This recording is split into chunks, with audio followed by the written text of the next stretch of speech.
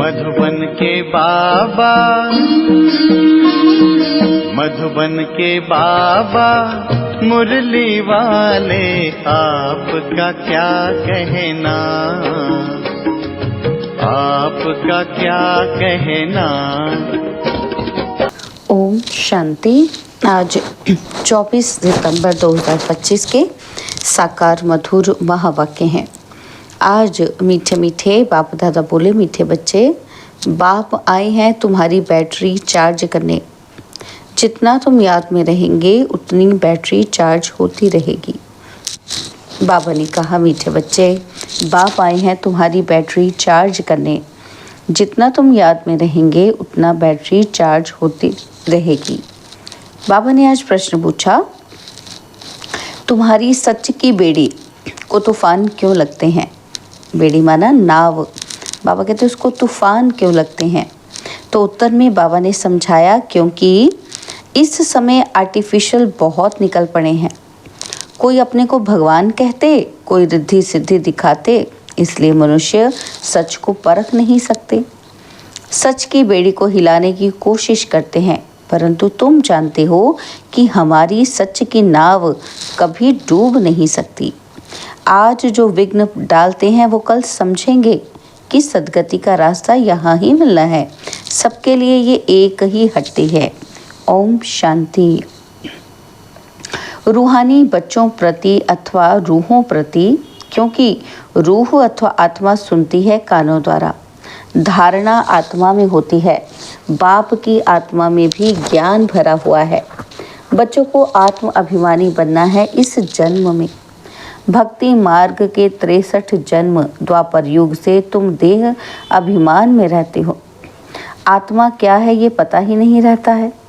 आत्मा है ज़रूर, आत्मा ही शरीर में प्रवेश करती है। दुख भी आत्मा को ही होता है। कहा भी जाता है पतित पावन, पावन आत्मा। तो पतित परमात्मा कभी नहीं सुना है। सर्व के अंदर परमात्मा अगर होता तो पतित परमात्मा हो जाए। तो मुख्य बात है आत्म अभिमानी बनना। आत्मा कितनी छोटी है, उसमें कैसे पाठ भरा हुआ है, ये किसी को भी पता नहीं है। तुम तो नई बात सुनते हो। यह याद की यात्रा भी बाप ही सिखलाते हैं और कोई सिखला ना सके। मेहनत भी है इसमें। घड़ी घड़ी अपने को आत्मा समझना है। जैसे देखो, ये इमरजेंसी लाइट आई है जो बैटरी पर चलती है, इसको फिर चार्ज करते हैं। बाप है सबसे बड़ा पावर। आत्माएं कितनी ढेर हैं, सबको उस पावर से भरना है। बाप है सर्वशक्तिमान। हम आत्माओं का उनसे योग नहीं होगा तो बैटरी चार्ज कैसे हो? सारा कल्प लगता है डिस्चार्ज होने में, तो अभी फिर बैटरी को चार्ज करना होता है। बच्चे समझते हैं कि हमारी बैटरी डिस्चार्ज हो गई है, अब फिर चार्ज करनी है। कैसे? बाबा कहते हैं मेरे से योग लगाओ। ये तो बहुत सहज समझने की बात है। बाप कहते हैं मेरे साथ बुद्धि योग लगाओ तो तुम्हारी आत्मा में पावर भरकर सतो प्रधान बन जाएगी। पढ़ाई तो है ही कमाई, याद से तुम पावन बनते हो। आयु बड़ी होती है, बैटरी चार्ज होती है। हर एक को देखना है कि कितना बाप को याद करते हैं। बाप को भूल जाने से ही बैटरी डिस्चार्ज होती है। कोई का भी सच्चा कनेक्शन नहीं है। सच्चा कनेक्शन है ही तुम बच्चों का। बाप को याद करने बगैर ज्योति जगेगी कैसे? ज्ञान भी सिर्फ एक बाप ही देते हैं। तुम जानते हो, ज्ञान है दिन, भक्ति है रात, फिर रात से होता है वैराग्य और फिर दिन शुरू होता है। बाप कहते हैं रात को भूलो, अब दिन को याद करो। स्वर्ग है दिन, नरक है रात। तुम बच्चे अब चैतन्य में हो। यह शरीर तो विनाशी है, मिट्टी का बनता है और मिट्टी में मिल जाता है। आत्मा तो अविनाशी है ना, बाकी बैटरी डिस्चार्ज होती है। अभी तुम कितने समझदार बनते हो। तुम्हारी बुद्धि चली जाती है घर में कि वहाँ से हम आए हैं। यहाँ सूक्ष्म वतन का तो मालूम पड़ गया। वहाँ 4 भुजाएं विष्णु की दिखाते हैं, यहाँ तो 4 भुजा होती नहीं। यह किसी को भी बुद्धि में नहीं होगा कि ब्रह्मा सरस्वती फिर लक्ष्मी नारायण बनते हैं। इसलिए विष्णु को 4 भुजा दी है, सिवाय बाप के कोई समझा न सके। आत्मा में ही संस्कार भरते हैं। आत्मा ही तमो प्रधान से फिर सतो प्रधान बनती है। आत्माएं ही बाप को पुकारती हैं कि ओ बाबा, हम डिस्चार्ज हो गए हैं, अब आप आओ, हमको चार्ज होना है। अब बाप कहते हैं जितना याद करेंगे उतना ताकत आएगी। बाप से बहुत लव होना चाहिए कि बाबा हम आपके हैं, आपके साथ ही घर जाने वाले हैं। जैसे पियर घर से ससुर घर वाले ले जाते हैं ना, तो यहाँ तुमको तो 2 बाप मिले हैं श्रृंगार कराने वाले। श्रृंगार भी अच्छा चाहिए, अर्थात सर्वगुण संपन्न बनना है। अपने से पूछना है कि मेरे में कोई अवगुण तो नहीं है। मनसा में भल तूफान आते हैं, कर्मणा से तो कुछ नहीं करता हूँ। ये चेक करना है। बाबा कहते किसी को दुख तो नहीं देता हूँ। बाप है दुख हरता सुख करता, तो हम भी सबको सुख का रास्ता बताते हैं। बाबा बहुत युक्तियाँ बतलाते रहते हैं। तुम तो हो सेना, तुम्हारा नाम ही है प्रजापिता ब्रह्मा कुमार कुमारियाँ। कोई भी अंदर आए तो पहले से ये पूछो कि कहाँ से आए हो, किसके पास आए हो। कहेंगे हम विकी के पास आए हैं। अच्छा, ब्रह्मा कौन है? प्रजापिता ब्रह्मा का नाम कभी सुना है? हाँ, प्रजापिता के तो तुम भी बच्चे हो। प्रजा तो सब हो गए ना, तुम्हारा बाप है, तुम सिर्फ जानते नहीं हो। ब्रह्मा भी ज़रूर किसी का बच्चा होगा ना, तो उनके बाप का कोई शरीर तो देखने में नहीं आता। ब्रह्मा विष्णु शंकर इन तीनों के ऊपर हैं शिव बाबा। त्रिमूर्ति शिव कहा जाता है, तीनों का रचयिता। ऊपर में एक शिव बाबा, फिर है 3। जैसे सिजरा होता है ना, तो ब्रह्मा का बाप ज़रूर भगवान ही होगा, वह है आत्माओं का पिता। अच्छा, फिर ब्रह्मा कहाँ से आया? बाप कहते हैं मैं इनमें प्रवेश कर इनका नाम रखता हूँ ब्रह्मा। तुम बच्चों के नाम रखे तो इनका भी नाम रखा ब्रह्मा। कहते हैं ये मेरा दिव्य अलौकिक जन्म है। तुम बच्चों को मैं अडॉप्ट करता हूँ, बाकी इनमें प्रवेश करता हूँ, फिर तुमको सुनाता हूँ। इसलिए यहाँ ये हो गए बाप दादा। जिसमें प्रवेश किया उसकी आत्मा तो है ना, उनके बाजू में आकर बैठता हूँ। 2 आत्माओं का पाठ तो यहाँ बहुत चलता है। आत्मा को बुलाते हैं तो आत्मा कहीं तो जाकर बैठेगी, ज़रूर ब्राह्मण के बाजू में जाकर बैठेगी।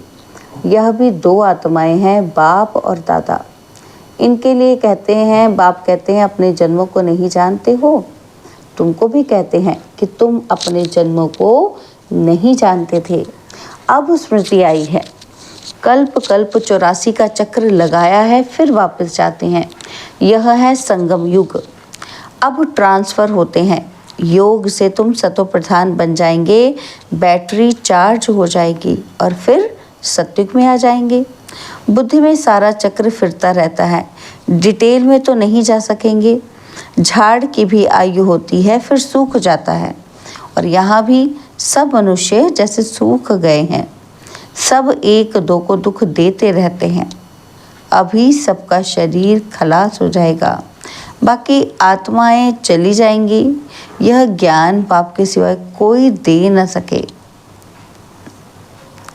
तो बाबा कहते बाप ही विश्व की बादशाही देते हैं, उनको कितना याद करना चाहिए।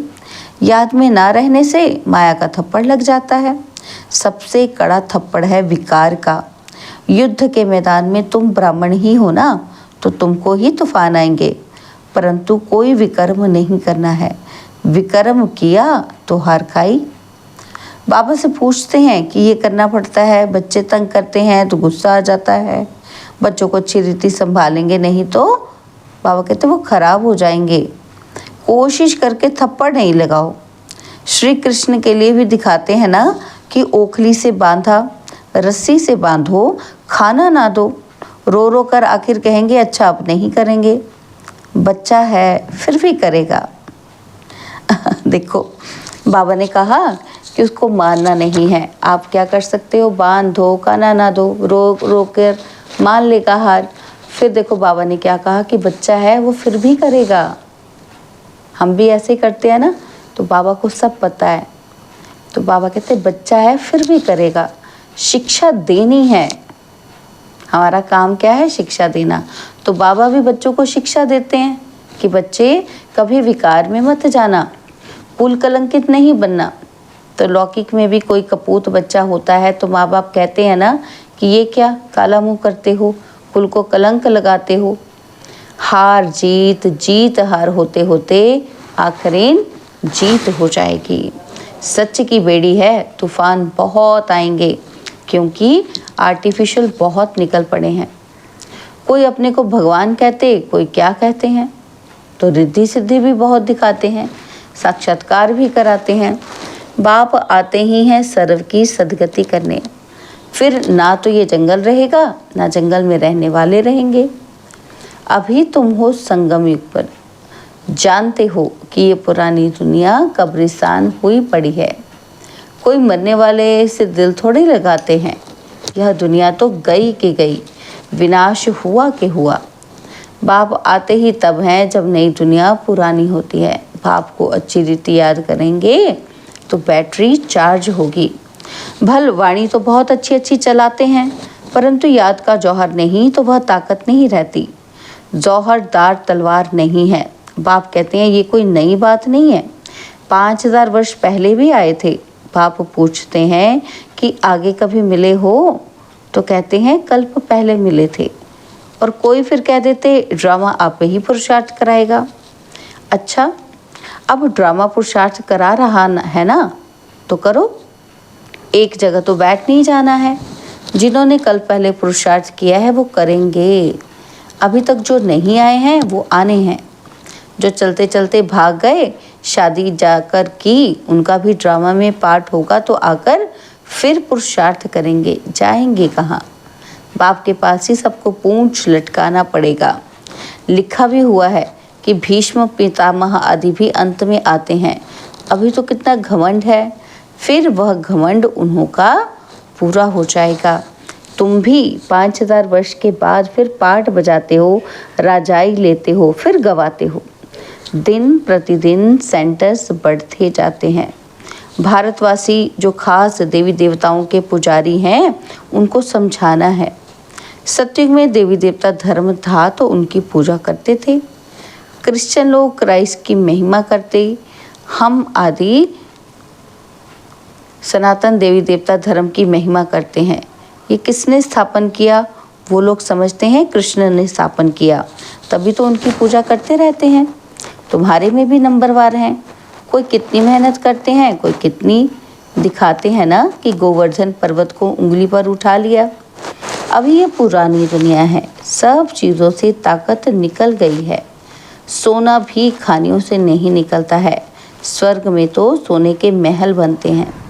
अभी तो गवर्नमेंट तंग हो जाती है क्योंकि ऊर्जा देनी पड़ती है, क्योंकि कर्जा देना पड़ता है।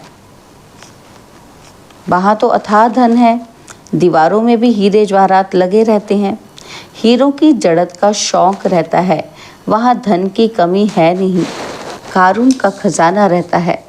अल्लाह अव्वल दीन का एक खेल दिखाते हैं।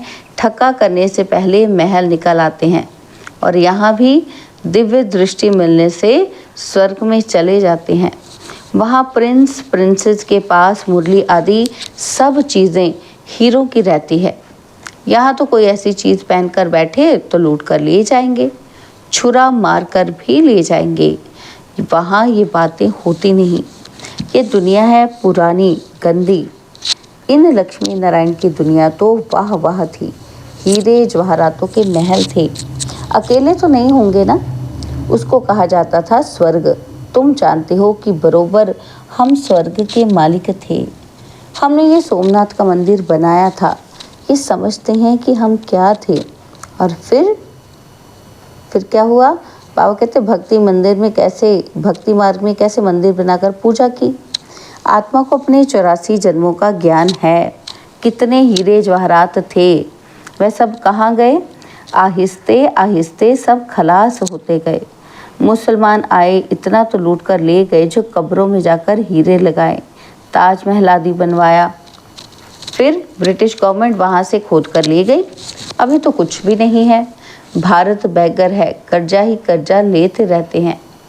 अनाज चीनी आदि कुछ नहीं मिलता। अब विश्व को बदलना है।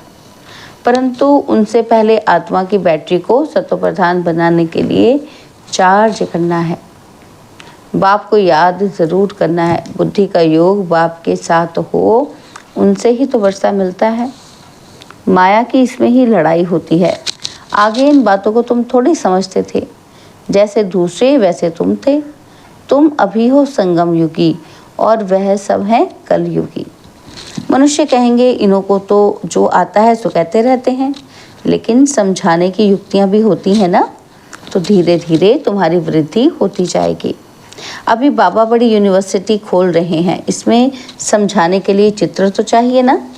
आगे चलकर तुम्हारे पास ये सब चित्र ट्रांसलाइट के बन जाएंगे, जो फिर तुमको समझाने भी सहज हों। तुम जानते हो, क्या जानते हैं हम?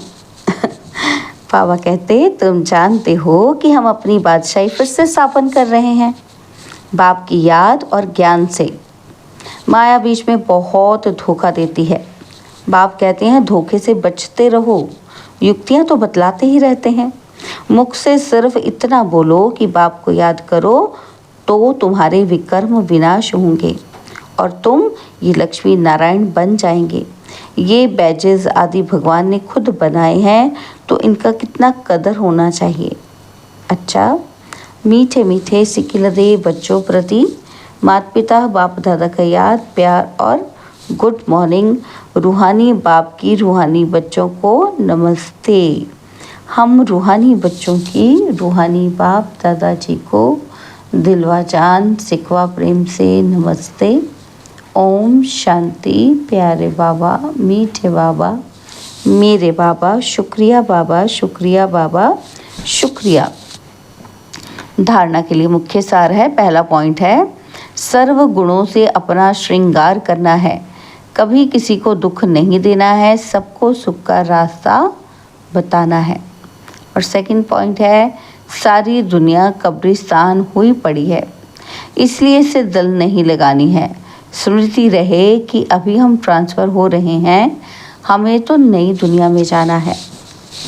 बाबा ने आज हमें वरदान दिया, माया व विघ्नों से सेफ रहने वाले बाप दादा की छत्र छाया के अधिकारी भव। माया व विघ्नों से सेफ रहने वाले बाप दादा की छत्र छाया के अधिकारी भव। जो बाप दादा के सिकिलदे लाडले हैं, उन्हें बाप दादा की छत्र छाया अधिकार रूप में प्राप्त होती है। जिस छत्र छाया में माया के आने की ताकत नहीं, वह सदा माया पर विजयी बन जाते हैं। यह याद रूपी छत्र छाया सर्व विघ्नों से सेफ कर देती है। किसी भी प्रकार का विघ्न छत्र छाया में रहने वाले के पास आ नहीं सकता। छत्र छाया में रहने वालों के लिए मुश्किल से मुश्किल बात भी सहज हो जाती है। पहाड़ समान बातें रुई के समान अनुभव होती हैं। स्लोगन है, प्रभु प्रिय, लोकप्रिय और स्वयं प्रिय बनने के लिए संतुष्टता का गुण धारण करो। प्रभु प्रिय, लोकप्रिय और स्वयं प्रिय बनने के लिए संतुष्टता का गुण धारण करो। बाबा के अव्यक्त इशारे। अब लगन की अग्नि को प्रज्वलित कर योग को ज्वाला रूप बनाओ। तो इसके लिए बाबा कहते हैं विशेष याद की यात्रा को पावरफुल बनाओ। ज्ञान स्वरूप के अनुभवी बनो। आप श्रेष्ठ आत्माओं की शुभ वृत्ति व कल्याण की वृत्ति और शक्तिशाली वातावरण, अनेक तड़पती हुई भटकती हुई पुकार करने वाली आत्माओं को आनंद, शांति और शक्ति की अनुभूति कराएगी। अच्छा, ओम शांति।